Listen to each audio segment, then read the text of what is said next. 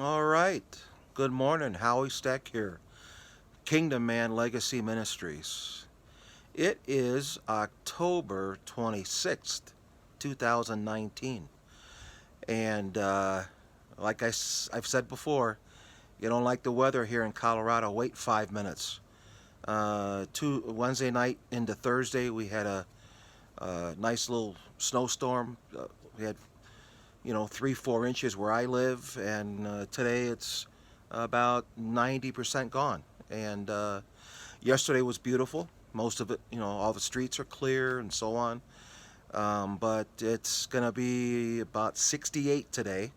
I'm outside in a t-shirt and shorts, and tomorrow it's gonna get down to, like, I don't know, 100 below zero, and it's gonna be cold next week in the 30s, and it's just wow. Just wait 5 minutes. Anyway, hey, today we're going to talk about. We talk about today. We are talking about prayer, and I like to reference a couple Bible verses. One is found in Ezra, chapter 8, verse 23, and I'll just talk about what's going on there. Ezra was one of the leaders of Israel back in the day, and he was going to lead a second journey for his people of Israel uh, on a long journey. And journeys usually took, weeks or months, and I believe this one took months for him to lead a second expedition, a second journey of the people of Israel.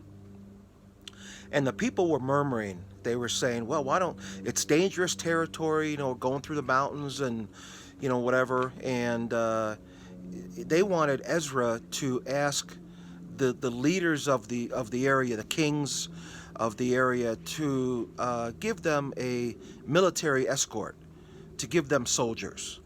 Um, and Ezra didn't want to. What he did want to do is ask the Lord, ask God to be that military escort. And what it says about Ezra is that he had so much faith in his God where the people didn't. And that's what makes a good leader. Sometimes, you're the owner of a company, you're the father in your family, you're the leader of a church, and you're pressing into the Lord. Your prayers are deep. Your prayers are right from the heart. You're trying to lead well. You're trying to be a good example. And people murmur. They'll say, "Why are you doing this? Why are you doing that? Oh my gosh, did you see what she was wearing on Sunday?" And so on and so on. And it can be a joke sometimes. Trying to be a good leader. But I'll tell you what, if you're a good leader and you know it, and you get some support around you from people saying, "Hey, Howie, keep going. You're a great example," or Cindy, or Robert, or David, or Joe, or whatever your name is.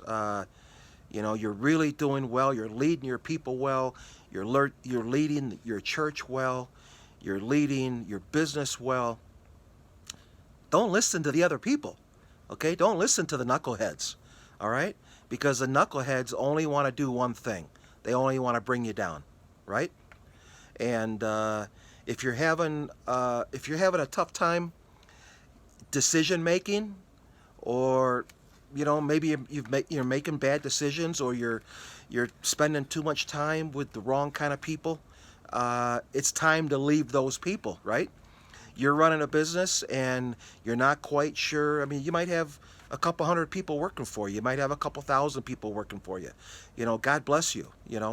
Um, but there's a few people that are murmuring and constantly causing rift, and just commotion, and bringing a little calamity to the workplace, and not showing up on time, or spreading rumors, or whatever it is.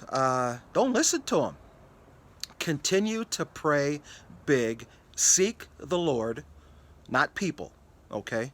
Now, hopefully, all of us as Christians, even if you're not a Christian yet, you have people around you that give you good moral support, really. And if you're not finding those people, or if there's too many of the knuckleheads around you, it's time to walk away. It's time to ask some of those people to resign or quit their jobs or whatever. And if you're the leader of your family, if you're the father, and your kids are making bad mistakes, bad decisions, spending too much time on the computer, dads, take the computer away, take the iPad away, take the phone away. As far as I'm concerned, if you're under the ages of 13, 14, 15, 16 years old, you really don't need a phone. You take a school bus, they go to school, they come home, boom, they don't need a phone everywhere they go. Parents, family members know how to get a hold of the kid. They call the school, so on and so on. The kids in America, around the globe, actually, are spending way too much time on the computer and on the phones. Um, I'm taking these videos off an iPhone. It's the only way I know how to do it. But I don't spend a lot of time on my phone. I use it for phone calls. I like watching a few YouTube videos. I do a little research on it. I love texting with my phone. I love to reach out to my kids. I got one in Alaska, one here, two here, one back in Illinois. It's a great way for me to stay in touch with them, to reach out to them. And it's a very, very simple way to communicate. But parents, mom and dad, if your kids are spending too much time on the phone, on the iPad, on the laptop, take them away.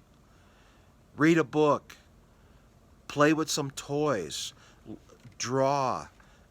If they like to paint, if they like to build things, I'm telling you, phones and this modern technology that we have going on today can be a huge curse if not kept in check. I'm telling you, it is.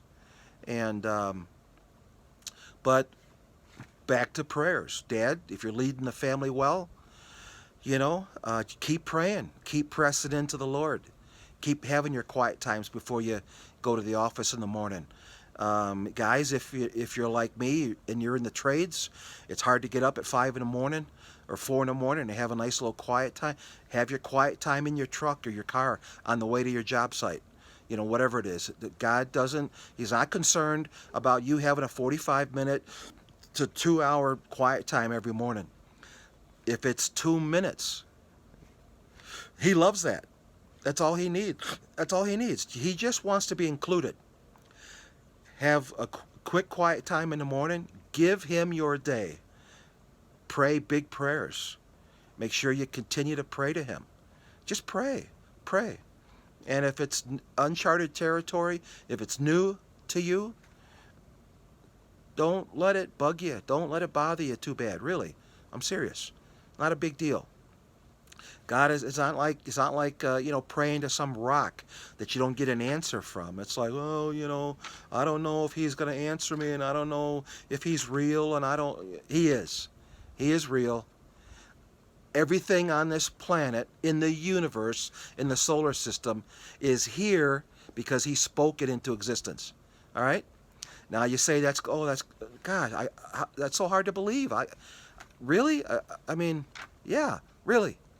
Really. I don't want to go into it on this video, but two little molecules, the little things flying around in space that wasn't created yet. Darwin wasn't created yet. They collided and they created everything that we have on this planet to exist, to survive, to live.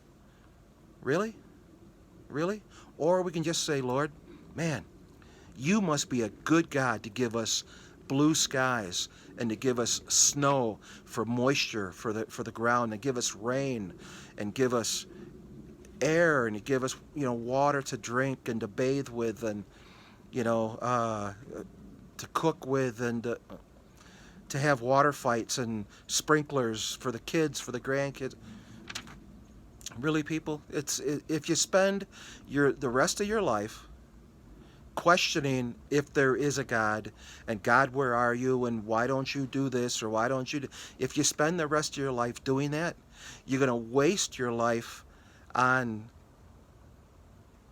on what could be, a great marriage, raising great kids, having a great business, finding a church that you just love and pour into, and you just get stoked about, every Sunday, and having a small group.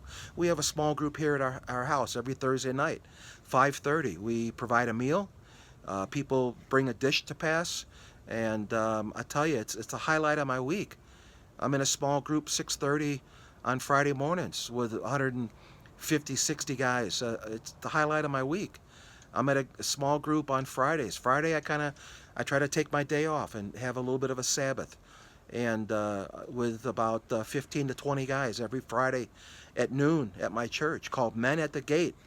Men, we need to be soldiers and warriors and protectors. We need to be men at the gate and protect our families, protect our community, protect our church, protect our environment, protect the people around us. And that's why we call it Men at the Gate. And we are men at the gate. We are at the gate, standing our ground, standing firm, and believing the word, believing our prayers, believing that they're just not bouncing off the ceiling. They're not. I could go on for hours about what prayer means to me. And so, men, I'm just asking you, press in to the Lord. Keep praying. Pray big prayers. My legs are healed. Got a house that's paid for in less than a year. When I started praying for it, it's unbelievable. That's a whole nother message for another time. Um, and it's not from anything that I did. I didn't win the lottery. I didn't, both my parents are gone. They didn't leave the money. It's just unbelievable. It's unbelievable, and it's totally unbelievable.